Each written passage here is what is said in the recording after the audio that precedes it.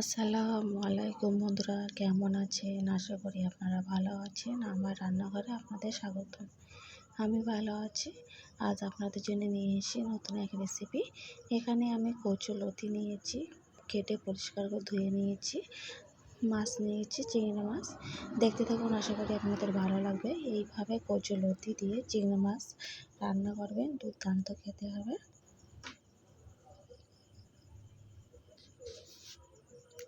এখানে রান্নার জন্য চলে এসেছি। এখানে কড়াই তেল দিয়েছি, দিয়ে ঝাল দিয়েছি, পেঁয়াজ দিয়েছি। ঝাল পেঁয়াজ একসাথে ভাজা করে নেব।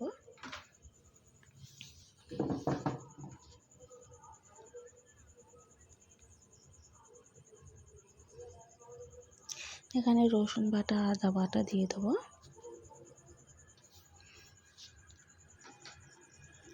দিয়ে মাছগুলো আমি দিয়ে দেবো এখানে।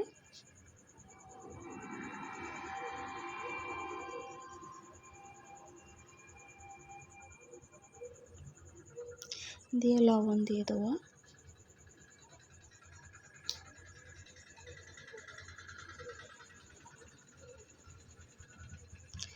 ঝালের গুঁড়ো দিয়ে দেবো।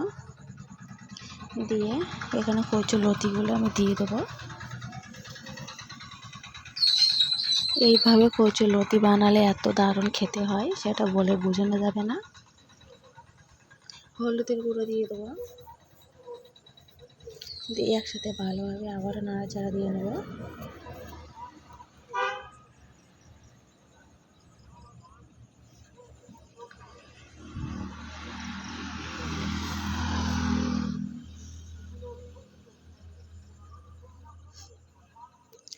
এইভাবে ভালোভাবে কষিয়ে নেব। এখানে আমি 5 মিনিটের মতো চাপা দিয়ে রাখবো।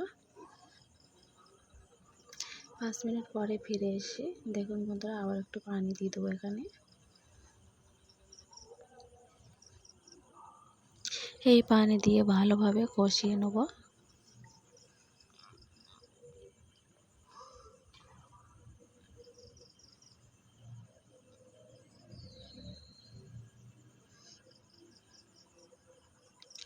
এইভাবে আবারও 5 থেকে 6 মিনিটের মতো চাপা দিয়ে রাখবো।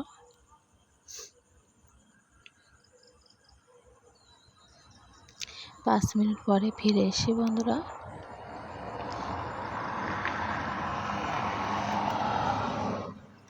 এখানে জিরের গুঁড়ো, গোলমরিচের গুঁড়ো দিয়ে দেবো।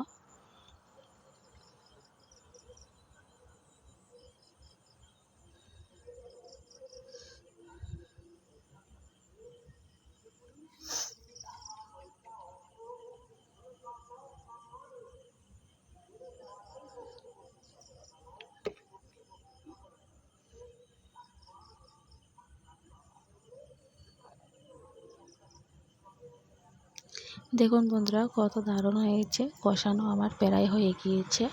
আলু বা কচুলতি দুটোই গলে গিয়েছে।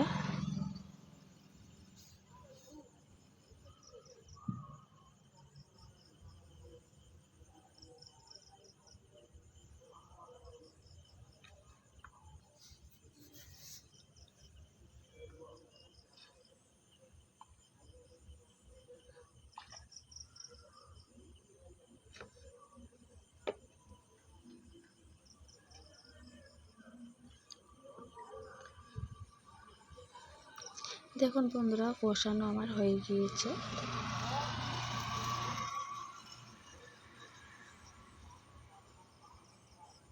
ঝোল দিয়ে দেবো পরিমাণ মতন।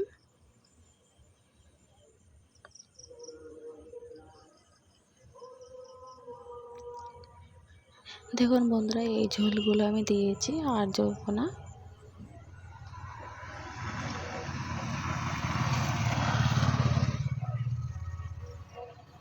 এখানে একটু আমি চিনি দিয়ে দেবো।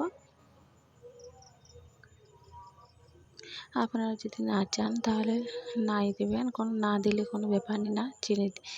চিনি বা মিষ্টি একটু খেতে ভালোবাসি, বা চিনি একটু দিলে তরকারির টেস্টটা আরও বেড়ে যায়, ওই জন্য আমি দিয়ে থাকি। আপনারা যদি মিষ্টি না ভালোবাসেন তাহলে দেবেন না। এখানে মিট মশলা দিয়ে দেবো, গরম মশলা দিয়ে দেবো।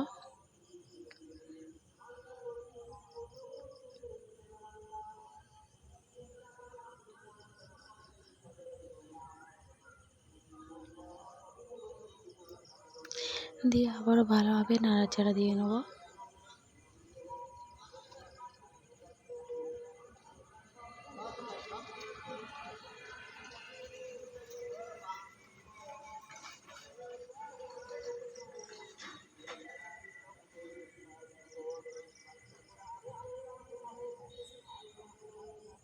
রান্না আমার হয়ে গিয়েছে, নামিয়ে নেব। দেখুন বন্ধুরা, নামিয়ে নিচ্ছি। কত দারুণ হয়েছে দেখুন, কালারটা কত দারুণ এসছে, দারুণ হয়েছিল খেতে। বন্ধুরা কেমন হয়েছে কমেন্ট বক্সে জানিয়ে দেবেন। ভালো লাগলে লাইক কমেন্ট শেয়ার করতে ভুলবেন না, সাবস্ক্রাইবটা করে পাশে থাকবেন। আজকের মতন বিদায় নেব, আবারও কোনো নতুন রেসিপি নিয়ে আপনাদের সাথে হাজির হব। প্লিজ বন্ধুরা, ভিডিও দেখার শুরুতে একটা লাইক দিয়ে ভিডিও দেখবেন। আল্লাহ হাফেজ।